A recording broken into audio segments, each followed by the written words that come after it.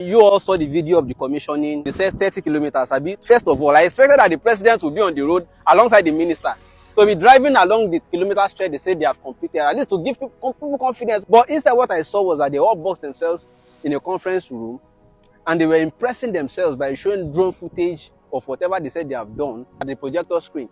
But I am here on the road now, 3rd of June, 5 days after that ceremony. I am here to show you that the 30 kilometers they claim that they have done. The highway already has 30 kilometers completed, nearly 20 kilometers from Victoria Island eastward towards Lekki Corridor, and nearly 10 kilometers from Eleko heading westward. 20 kilometers they said from VI to Eleko Corridor. The remaining 10 kilometers they said from Eleko inward. Gentlemen and ladies, I am at chainage 41.230 kilometers and Eleko junction is chainage 47.5. If you do the subtraction, apart from my odometer showing 6 kilometers and a little above it, because I drove in through a community road, this chainage is showing at this point where I am standing chainage 41.230. If you do the math, what you have is 6.2 something kilometers. That simply means that the claim that they have completed 10 kilometers from Eleko into this place is not true. Today is 3rd of June. You can come in tomorrow, 4th of June, come and do your own. And by the way, did they just do the commissioning in order to give us that impression and everybody disappears? Because I can't even see the paver again. Have they stopped work? So in case you are thinking, oh, they have done 30 kilometers, I want to drive from VI, I want to go to Eleko, they are not together. They are disjointed like different pieces. Some kilometers there, some kilometers here. That's what they did. You are coming from Eleko, you just reach this point. Chaka, middle of nowhere. Point 2 that I expected us to be discussing is that they have said that by December, they are going to be tolling this road. And they are projecting around 3K per vehicle. We do not know for certain yet how many tolling points are going to be between VI and Eleko. If there are 2, that simply means 6,000 from VI to Eleko. And if you are going back another 6,000, that's 12,000 naira. No fuel inclusive, no other cost inclusive. And if you are a salary earner, what is minimum wage again? In a month, you would have spent how much just to go and come? Although it has its own benefit too, it would have relieved the Lekki-Epe Expressway of huge traffic or the volume of traffic on that route. It would have done a lot of things to, yes, it will link eventually, if the claim is true, that they want to truly link this road to Calabar. They would have saved a lot of hours in travel time. But if speculations are right, that the only thing the federal government wanted to achieve is just to link the Eko Atlantic City with Dangote Refinery and the Lekki Free Trade Zone, as well as the Lekki Deep Sea Port, then congratulations, the federal government has succeeded, because by December, according to what I'm seeing, they are likely to complete this section of it. Then congratulations. But we are going to continue to monitor afterwards to be sure that this is actually going to reach Calabar. Another point I expected us to be discussing is what are the costs in real sense of it that this road is to Nigerians. First of all, do you know that this is not the original alignment of the road? The original alignment of the road is actually inside. You can see the forest. Yes, the original alignment is there. So they use the original alignment to claim land inside that forest, and it is still there. And they realigned the road to this place. Do you know how many people, estate investors, who bought land here, including homeowners, those whose retirement savings were used to buy portions of land here, that they have to move? They were swept completely off. Some of them started protesting at the time. At the point, we didn't hear from some of them again. Some of them fell sick. Some of them developed high blood pressure. Some of them, I don't even hear from them again. I don't know whether they are still alive. And for those who even got compensation, somebody told me he got 1% of the value of the property from where it was displaced. And if you recall, there's still a woman that till today, she is still protesting. That woman, for context, is the one that Minister Dave Umahi asked security to throw out from the security. Till today, I still see some of her videos coming up once in a while where she's still pleading with President Bola Ahmed Tinubu, saying, I'm a party member, I mobilize for you the diaspora, I do a lot of things, blah, blah.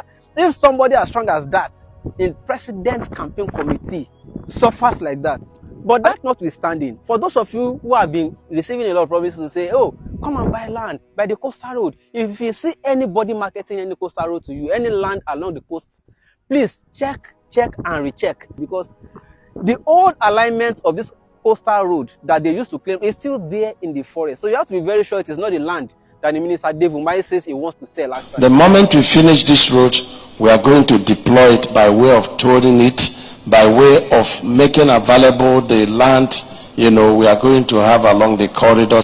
By my speculation, they are going to be selling to banks, filling stations, hotels, and other service outlets because of security risk along such highway.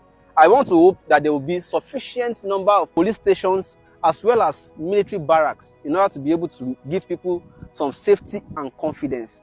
And lastly, I want to ask, why is it that lately all the roads that they are constructing in this country, there will be no shoulder?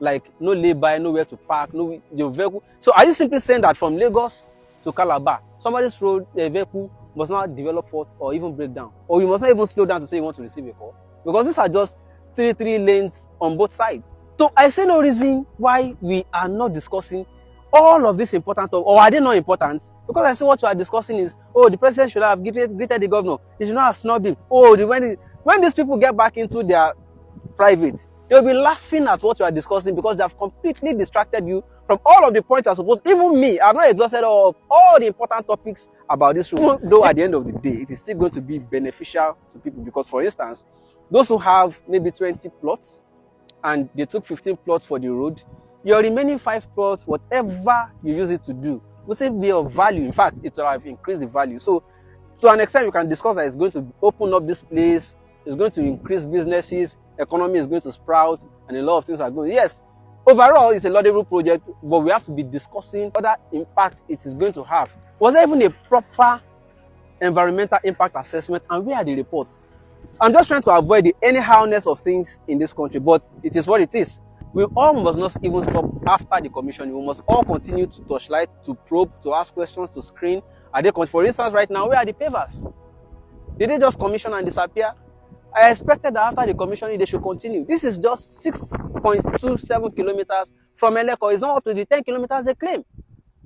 And the pavers are nowhere to be found. They've disappeared.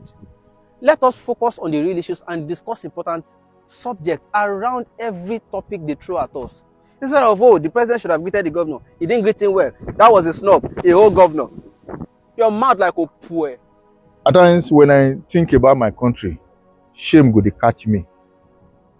Imagine, I was expecting a situation whereby the 30 kilometers they have done so far, maybe not just one stretch.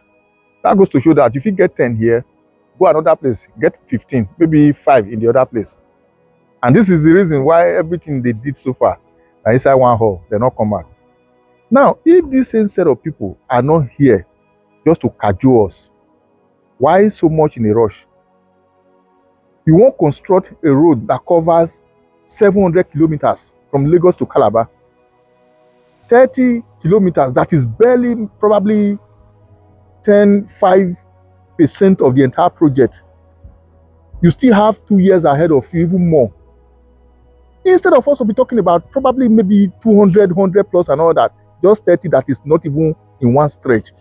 Now the commissioner, why the rush? Why are we deceiving ourselves on a daily basis? Now, in this very project, nobody is talking about the cost for all these roads. And people don't suggest, probably suspect that road, the main purpose of it is to link some sites together where their investments are. Outside that, nothing more.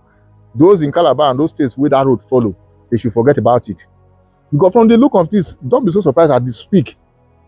No machinery is in place at the moment. It's so sad. If you talk now, they will say you're the opposition. But let's face the fact. Why the rush? Why the rush at the moment? What campaign are they using it to campaign? 700 kilometers, just barely 30. Then that 30 not be one. Una don't they say una want commission. And this same set of people, let's say another person they do this kind of project, they will be the first to carry the loudest speaker to criticize it. Are they shame for who not the shame for APC government? Because this is the height of bamboozling people just to let the world know that they are working. It is so sad. Whatever you think anyway, drop your comment on the comment section, share and follow the page. Thank you as you do so.